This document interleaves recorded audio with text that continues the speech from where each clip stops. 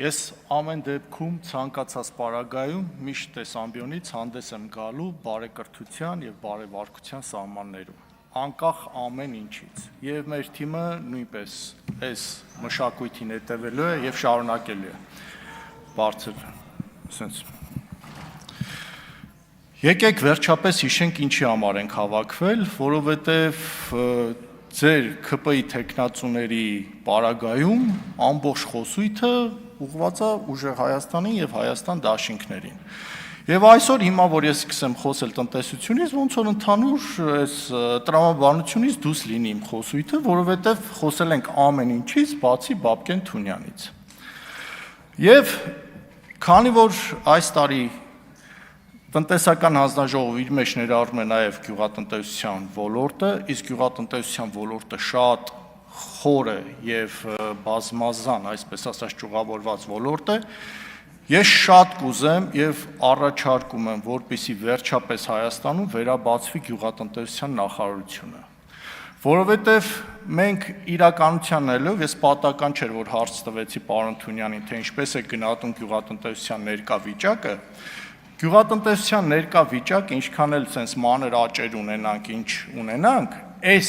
հսկայական պոտենցիալի սահմաններում բավականին ցածր է եւ շատ դանդաղ է զարգանում։ Մենք ունենք այն եզակի երկրներից ենք, որ ունենք կլիմայական բազմազան գոտիներ, մերձարևադարձային խիստ ցամաքային գոտուց մինչև մերձարկտիկական կլիմայական գոտի, որտեղ հնարավոր է աճեցնել բազմապիսի եւ բազմազան մշակաբույսեր։ Մենք ունենք ջրային բավարար ռեսուրսներ, 7 միլիարդ խորանարդ մետրից ավել մակերեսային կուտակման ջուր, ինչը մսխվում է մեր երկրում, մսխվում է մեծ քանակով։ Մեզ անհրաժեշտ է այս ոլորտը մանավանդ վերջին 1-2 տարիներին շատ լուրջ խնդիրների առաջ է կանգնել եւ հիմա էլ մենք կանգնած ենք շատ լուրջ խնդիրների առաջ եւ պետք է կարողանանք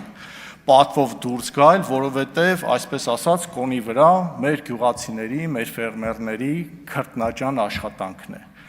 Ես ինքս որպես գյուղատնտեսությունով զբաղված մարդ եւ շատ մեծ կորուստներ կրած մարդ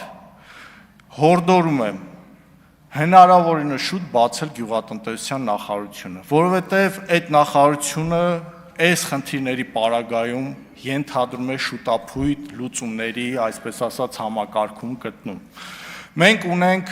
բազմաթիվ եւ բազմապիսի խնդիրներ, որոնք պետք է հնարավորինս լուծվել։ Այսօր գյուղատնտեսության ոլորտը, ինչպես ցանկացած այլ ոլորտ, ապրում է շատ արագ զարգացում, տեղի են ունենում նոր հետաքրքիր ինովացիաներ, ավտոմատացման համակարգեր, որոնցից մենք բավականին հետ ենք ընկել։ Եվ պետք է նախարարությունը զբաղվի նրանով,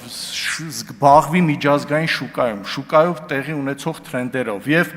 ինչքան էլ այս ոլորտը այն եզակի ոլորտներից է, որ ամբողջ աշխարհի գրեթե բոլոր զարգացած երկրները պետական աջակցություն են տրամադրում ֆերմերներին, որ կարողանան լինել մրցունակ, ԱՄՆ-ից սկսած եվրոպական երկրներով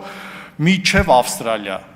բոլորը պետք է ճիշտ թիրախային աշխատանք, որովհետև տարեկան 40 միլիարդ դրամ ավել գումար է մատակարարում այդ ոլորտ եւ այդ ոլորտում ստացվող արդյունքը բավարար չէ, ժողովուրդ հավատացեք, բավարար չէ։ Ամենակարևորը սննդի ոլորտը ինքը իրենից ներկայացնում է նաեւ պարենային անվտանգության բաղադրիչներից մեկը, թունաքիմիկատների ճիշտ վերահսկողություն։ Այսօր, որ մենք խոսում ենք շուկայի դիվերսիֆիկացման մասին եւ կարելի ասել չի ստացվում այս շուկան դիվերսիֆիկացնել։ Եվ պարոն Թունյան, որ խնդրեի Ռուսաստանի առաջարկը կասեք, ինչ առաջարկներ էին ասել վերաբացելու համար, եթե հնարավոր է թույլ կտաք։ Լավ, եզրափակիչում կասեք, առաջարկ եղել է այն, ինչ ես 7-8 տարուց ավել խոսում եմ, որ պարտադիր պետք է գյուղատնտեսության արտադրանքի արտադրության հետագծելիություն ապահովել, որպեսզի նաև կարողանանք լուծել առողջապահական խնդիր։ Այսօր այսքան հիվանդություններ, որ կան, այսքան խնդիրներ կան առողջապահական համակարգում, նաև սննդի հետ կապված խնդիրների պատճառով է տեղի ունենում։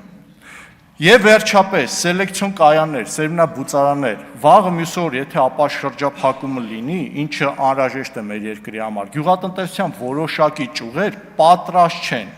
որովհետև մեր մոտ սերմնաբուծարանների եւ սելեկցիոն կայանների ոչ ճիշտ աշխատանքի արդյունքում մենք չենք կարողանալու ստանալ մրցունակ բանջարաբոստանային մշակաբույսեր։ Մեզ պետք են նոր սորտեր, մեզ պետք են նոր հետաքրքիր մոտեցումներ, մթերման կայաններ։ Այս ամեն ինչը, պարոն Թունյան, նաև իմ առաջարկն է, որպեսզի դուք բարձրացնեք այս խնդիրը եւ հնարավորինս շուտ լուծվի։ Այսօր տեսեք, ինձ բազմաթիվ կոմբայնավարներ են զանգել, ասում են Հունձի շրջանը դիզելային վառելիքի կանեստրը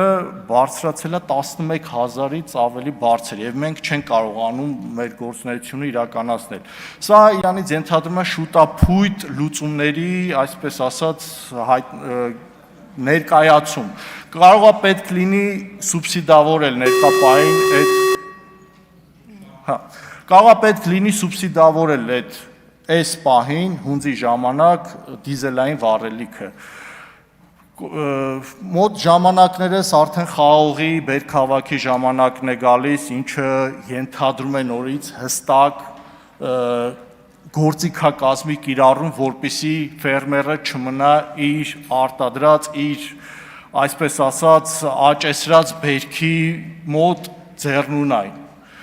Այս ամեն ինչը հետևում է հստակ անասնապահության ոլորտում գիտեք արդեն խոշոր եղջերավոր անասունների գլխաքանակի պատճառով Հայաստանում տավարի միսը փետրվարից մինչև հիմա բարձրացել է 1000 եւ պլյուս դրամով կիլոգրամի կտրվածքով, ինչը չի կարող բացասական ազդեցություն չունենալ մեր հայրենակիցների սննդի հետ կապված հարցերում։ Եվ ամենակարևորը դուք առաջ երբ որ ելույթ ունեցաք, մեզ ասացիք, որ նախորդ նստաշրջանում տնտեսական հանձնաժողովի նիստերին ընդդիմադիրները չեն մասնակցել։ Ես վստահ ասում եմ, ուժեղ Հայաստան դաշինքի տնտեսական հանձնաժողովի բոլոր անդամները ոչ միայն մասնակցելու են, այլ ակտիվ իրենց ներդրումն են փորձելու ունենալ եւ պլյուս մի հոգի եւ այդ մի հոգին ես եմ լինելու հուսով եմ գյուղատնտեսության թեմաներով ինձ կհրավիրեք ձեր նիստերին։ Շնորհակալություն։